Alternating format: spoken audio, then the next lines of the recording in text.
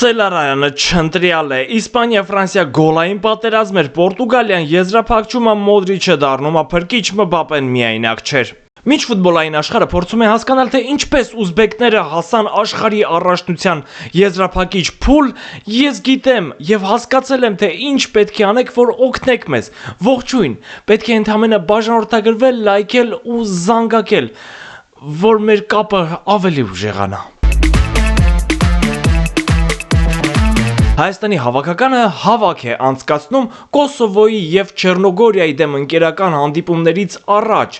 Ահա Կոսովոյի խաղից առաջ մամուլի ասուլիսի ժամանակ Վանց խիպին հարց տվեցին Լուկաս Սելարայանի մասին, որից մի կտոր եմ ուզում ներկայացնել ձեզ, իսկ ավելի մանրամասն արդեն խաղերից հետո կխոսենք։ Սկզբում նրա հետ ընդհանրապես կապ չէինք կարողանում հաստատել, հետո երբ վերջապես կապվեցինք, նա ասաց, որ ուզում է արձակուրդի գնալ։ Ես հիասթափված եմ, հավաքականի ֆուտբոլիստը չպետք է ընտրի, թե երբ գա ու երբ չգա հավաքներին։ Իմ կարծիքով սա ուղիղ նշանակում է, որ Սելարայանը իրեն առանձնահատուկ յուրահատուկի տեղ է դնում։ Իմ կարծիքով նման ֆուտբոլիստները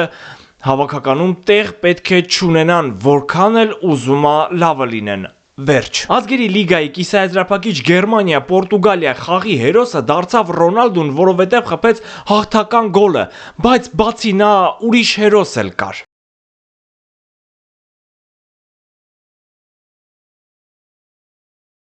Այս սեյվերից հետո Գերմանիայի հավաքականը համարձակվեց պարտվել։ Ոչինչ ապեր, Բարսայում քեզ պատերժկական են հաստատ։ Ռոնալդուն ուղղակի ֆանտաստիկ դրսևորեց իրեն դատարկ գոլերը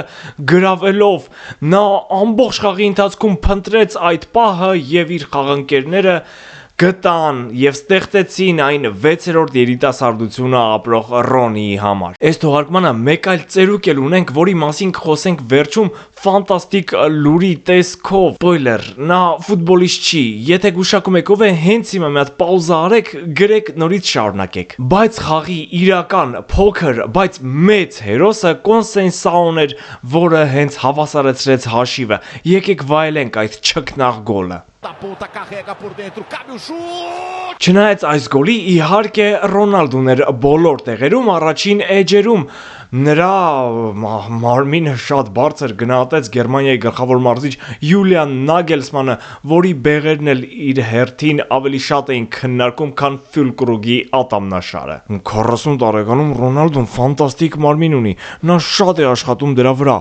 Արդյունքը շատ պարզ երևում է։ Բայց նա այդպես էլ չգովեց իր ֆուտբոլիստներին, օրինակ Կիմիխին, որը հերթական շեդևրալ փոխանցումը կատարեց Ֆլորիան Վիրցին։ Խաղը իհարկե շատ լարված էր, վերջում տղերքը կպան իրար, Ֆյուլկրուգն ու Բրունոն էին իրար հետ, Սիլվային ընդեղից չէին կարում քաշ էին հանեն, բայց լավ է, վերջում Ռոնալդուն եկավ, Իտո գտվեց ու սկսեց տոնել։ Ամեն դեպքում նա վերջում ընդունեց Կոնսենսաուի մեծությունը այդ խաղի համար եւ հայրական թավ ձայնով ասաց. «Այսօր կարաս կայֆավատել ես»։ Իսկ Բերնարդո Սիլվան ասաց, թե ինչ պետք է անել եզրափակչին պատրաստվելու համար, որտեղ նրանց սպասում են իսպանացիները։ Մենք պետքա լավ քնենք, լավ ուտենք, որ պատրաստ լինենք եզրափակչին։ Իհարկե Ֆրանսիա-Իսպանիա խաղից անպայման կխոսենք, բայց վերջին օրերի ֆանտաստիկ լուրերից մեկից խոսելուց հետո։ Լուկա Մոդրիչը տեղափոխվեց Միլան, որպեսզի իտալական գրանդին վերադարձնի թարմություն։ Սյուր անջում։ Բայց համարյա 40 տարեկան խորվաթը գալիս է կարմրասև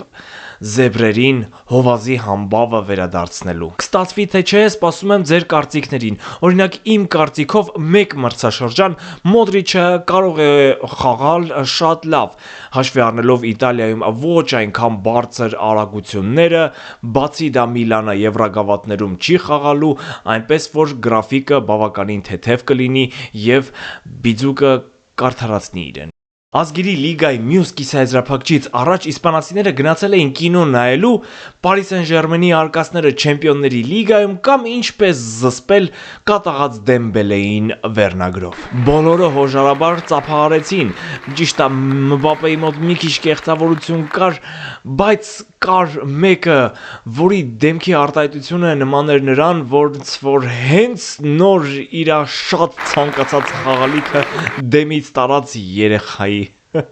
Հիշվեց նաև Եվրոյի օրերը, երբ Յամալը Իսպանիայից եւ Ռաբիոն Ֆրանսիայից հերակա բաթլի մեջ էին։ Ռաբիոն ասել էր, թե խաղի ժամանակ Յամալին շնչելու տեղ չեն տալու անգամ, իսկ Յամալն ասել էր,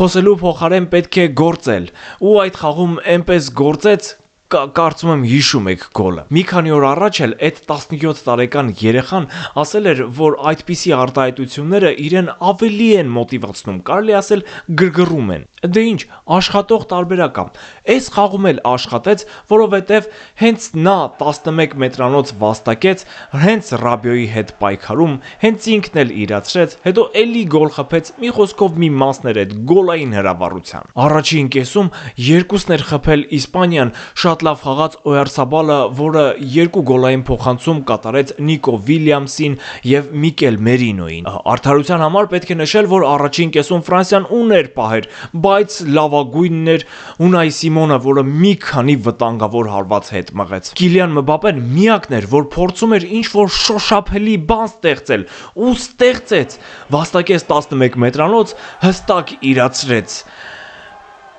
Ապեր, ասում եմ, կարող է դու սկսես մենակ խաղալ, ոնց որ ավելի լավ է ստացվում մոտդ։ Բայց չէ, նա մենակ էր խաղում մինչև 79-րդ րոպեն, երբ Բրայան Շերկին ֆանտաստիկ հարվածով հաշիվը դարձրեց 5-2, հետո հենց նրա փոխանցումից Վիվիենը սեփական դարպասը գրավեց։ Բրայան Շերկին փոխանցումը կատարեց, Կոլոմուանին խփեց 5-4 եւ մնացած մի քանի րոպեների ընթացքում էլ չկարողացավ վերադառնալ Ֆրանսիան, իսկ Իսպանիան գնաց եզրափակիչ։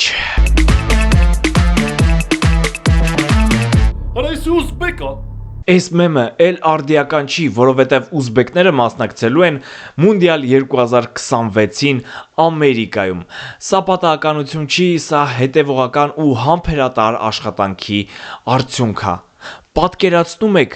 դեռ Բրազիլիան չի ապահովել իր տեղը աշխարհի խաղերին։ Մի նախադասություն, որում շատ լավ երևում է, թե ինչքան է փոխվել ֆուտբոլը տարիների ընթացքում։ Եվ վերջում մեր տարեց մարզիկի մասին։ Նովակ Ջոկովիչը դուրս է եկել Ռոլան Գարոսի եզրափակիչ, որտեղ կհանդիպի Յանիկ Սիներին։ Նա 41 տարեկան է ու ի տարբերություն ֆուտբոլի, օրինակ Ռոնալդոյի, նա խաղընկերներ չունի, նա միայնակ է։ Դրա համար էլ նրա տարիքում այդպես խաղալը շատ ավելի արժեքավոր է։ Ես ուղղակի հիանում եմ այսպիսի մարդկանցով։ Իսկ դուք։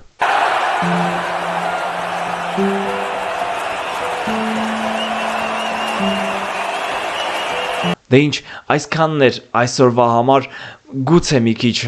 նորությունները եւ բազմազան չէին, բայց այս անգամ էլ այսպես խնդրում ենք բաժանորդագրվել, լայքել եւ զանգակել, աջակցել ինչպես որ կկարողանաք, որպեսզի կարողանանք դուրս գալ միջազգային եթեր։ Հաջող